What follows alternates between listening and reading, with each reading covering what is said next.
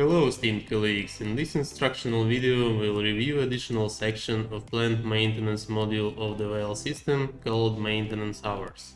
This section is available either from homepage or from the left side menu of the system. Upon opening this section you will see the list of added maintenance hours for the selected vessel. By default, system is showing categories. Every category can be expanded to view subcategories. To do so, simply press plus sign near category. This section also can be used to add running hours for the equipment. The process is the same as if you would use add hours button from maintenance section. Double click on category or subcategory and you will be able to access pop-up window to enter running hours.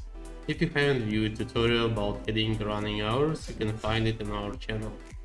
Maintenance hours sections has additional tabs on the top of the screen. Running total tab shows you the graph of total added running hours. You can select time range using calendar or enter dates manually, and also you can view graphs by categories.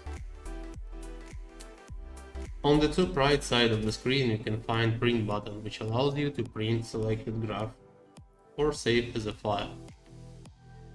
Running months tab is showing how many running hours have been added per each month.